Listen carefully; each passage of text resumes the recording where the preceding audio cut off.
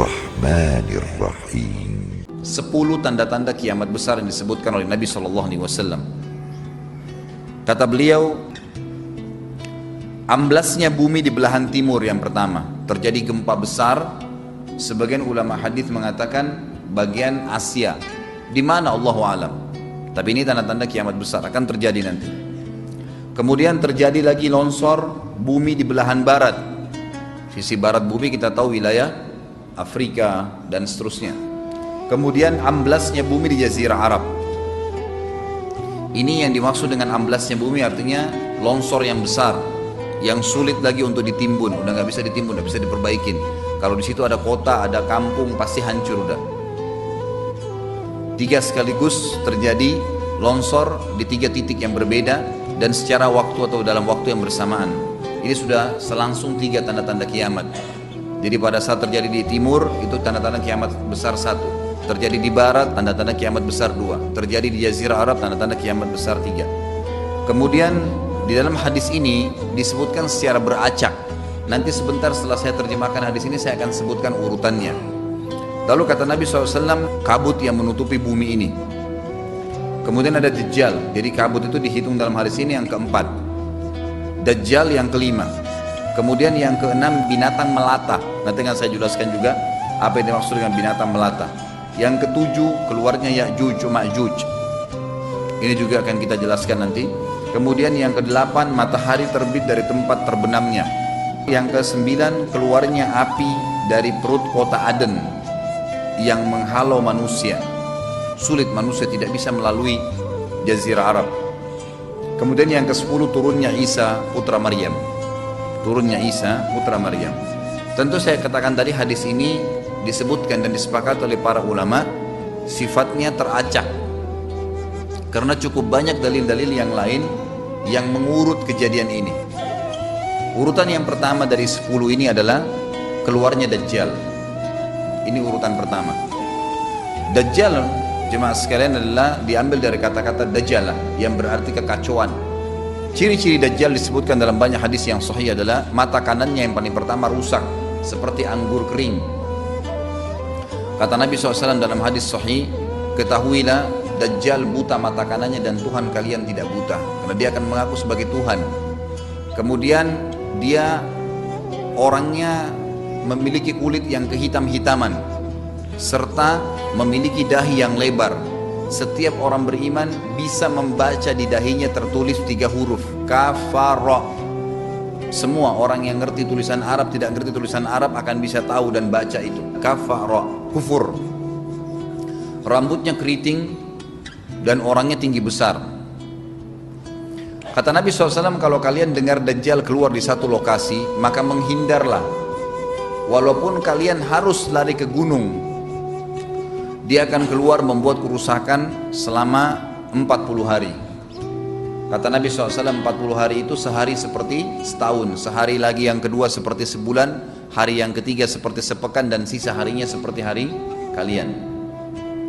Dia akan keliling muka bumi semuanya, dan kata Nabi SAW, seluruh bumi ini akan dimasuki oleh Dajjal. Tidak tertinggal satu lorong, gang, jangankan kota atau desa, kecuali Dajjal akan masuk ke dalamnya, kecuali Madinah dan Mekah. Tidak bisa dimasuki oleh Dajjal.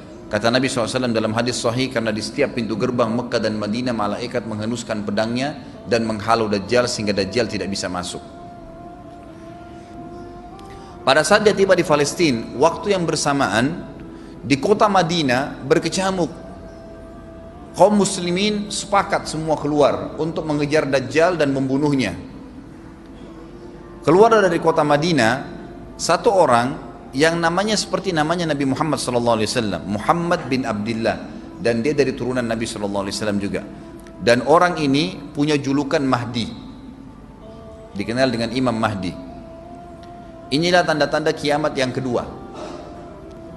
Pada saat dia tiba di Mekah, dibaiatlah oleh banyak kaum muslimin, tidak disebutkan jumlah pasukannya, maka terbentuklah pasukan jihad yang mengejar Dajjal menuju ke Palestina. Lalu keluar tanda-tanda kiamat 3, langsung berentetan semua. Tanda-tanda kiamat besar yang ketiga adalah pada saat pasukan Imam Mahdi dengan pasukan jihad itu tiba di Darul Baydha namanya. Hadis menyebutkan di menara itulah, di masjid itulah Imam Mahdi mampir sholat asar bersama pasukannya. Dikatakan Isa alaihissalam akan turun sambil memegang kedua sayapnya malaikat, dan dari rambutnya yang basah meneteskan air.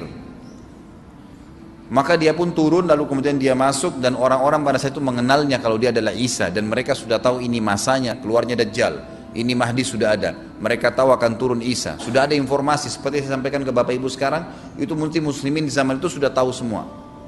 Sholatlah mereka, kemudian mereka menuju ke Palestina. Ringkas cerita adalah Nabi Isa alaihissalam akhirnya tiba dengan pasukan mujahidin di depan pintu gerbang Babulut. Dajjal mengatakan, bukakan pintu gerbang, mereka tidak akan mampu melawan kita karena pasukannya mereka banyak memang. Maka Dajjal dengan sombongnya menunggu di depan pintu gerbang. Pada saat dibuka, Dajjal kaget melihat ada Isa alaihissalam. Dan pada saat itu kata Nabi SAW, Dajjal faham kalau sudah tiba ajalnya. Begitu melihat Isa alaihissalam, dia lari dan badannya sambil meleleh di depan para pengikutnya. Pada saat Dajjal mati, pengikutnya pada ketakutan semua. Mereka anggap Dajjal Tuhan, mereka anggap Dajjal orang yang perkasa lah, orang yang kebal lah, beragam macam kelebihan. Mereka kaget pada saat mati. Maka bertebaranlah mereka dan akhirnya mereka sembunyi di bawah pohon dan di atas batu. Kemudian batu dan pohon akan memberikan penjelasan, hai muslim ini Yahudi, bunuhlah. Maka dibunuhlah pada saat itu mereka. Lalu Nabi Isa alaihissalam memimpin di muka bumi, dan kata Nabi SAW, pada saat itu Islam, agama Islam yang dibawa oleh Nabi SAW akan masuk ke semua rumah di muka bumi, gak tersisa. Satu dunia ini semuanya Islam. Hadis sahih.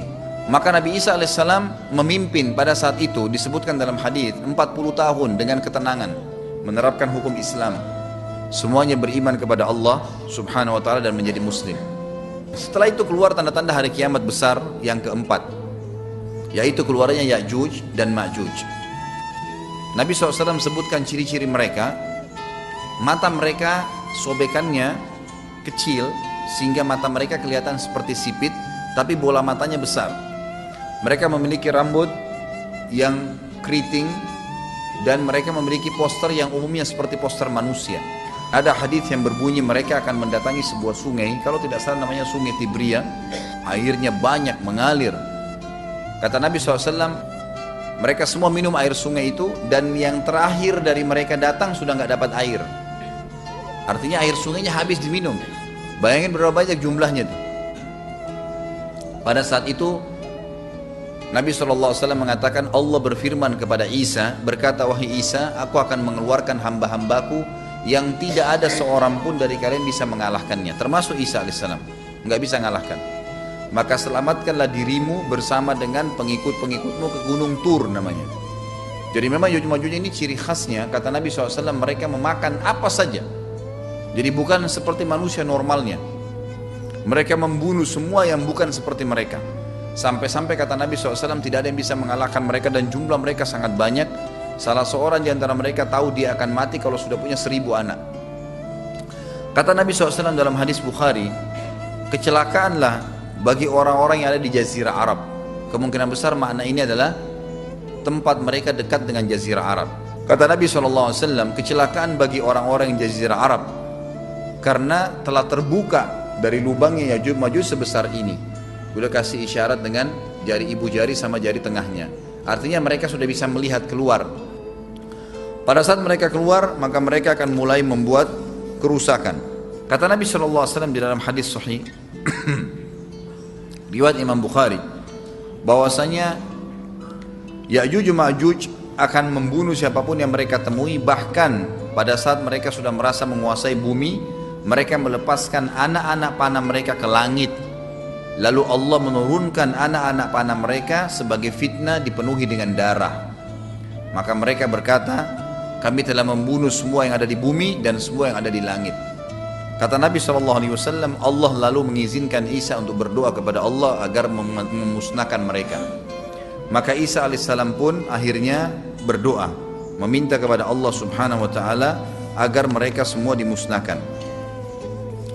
Maka pada saat itu pun Allah subhanahu wa ta'ala menurunkan kepada mereka hama. Sebagian hadis menyebutkan serangga kecil seperti cacing, banyak sekali yang menimpa tubuh-tubuh mereka. Setiap orang satu. Dan itu membuat mereka mati. Kemudian setelah itu Isa alaihissalam memimpin lagi di muka bumi sampai beliau meninggal. Setelah Isa alaihissalam meninggal, kembali lagi sebagian besar manusia berbuat kekufuran. Maka Allah subhanahu wa ta'ala keluarkan tanda-tanda kiamat besar yang kelima. Yang kelima ini adalah keluarnya hewan atau binatang melata. Binatang melata ini disebutkan dalam hadis yang sahih riwayat Bukhari, bahwasanya Allah SWT akan keluarkan, tapi tidak disebutkan dari bumi mana dia keluar. Dia akan keluar hewan melata yang bisa berbicara seperti manusia dan badannya dipenuhi dengan bulu. Allahu a'lam bagaimana. Kemudian dia datangi orang-orang yang kufur tersebut dan menasihatin dan mengingatkan mereka. Yang tidak mau beriman, dalam hadis dikatakan dicap oleh hewan tersebut. Allahu a'lam dicap seperti apa, sehingga ketahuan mana yang kafir, mana yang beriman. Terus dia keliling di muka bumi tapi tidak disebutkan berapa lama. Lalu kemudian Allah lenyapkan si dabbah ini. Kemudian datang tanda-tanda kiamat yang ke-6. Tanda-tanda kiamat yang ke-6, 6, 7, 8. Itu berentetan semua. Longsor besar di timur, di barat, dan di Jazirah Arab. Ini tanda-tanda kiamat terjadi serentak. Sudah 8. Kemudian terjadi yang ke-9, keluarnya api dari negeri atau dari kota Aden. Kota Aden ini di Yaman ya. Tentu hadis menjelaskan tentang masalah api yang keluar ini, artinya api bukan main-main, ini bukan kebakaran sebuah masjid atau sebuah bangunan 10 tingkat. Api ini bisa menghalau manusia untuk jalan karena panasnya. Sebagian riwayat menjelaskan api tersebut akan berdiri seperti gunung yang besar dan dari seluruh pelosok dunia bisa kelihatan. Kita bisa bayangkan bagaimana itu. Yang akhirnya akan menggiring atau menghalangi orang-orang untuk jalan, susah. Sebagian ulama hadis mengatakan mereka nggak bisa jalan, tidak bisa ada penerbangan, tidak bisa ada orang jalan karena panasnya bumi ini dari api tersebut. Dan itu memang kemungkinan besar akan keluar satu waktu, Allahu a'lam kapan. Dan yang terakhir, tanda-tanda kiamat sebelum ditiup sangkakala adalah terbitnya matahari dari tempat terbenamnya. Dan ini sudah terakhir sekali. Makanya kata Nabi SAW, taubat akan diterima sebelum matahari terbit dari tempat terbenamnya. Artinya selama yang lain itu masih ada, masih bisa taubat. Kalau sudah itu, sudah sulit.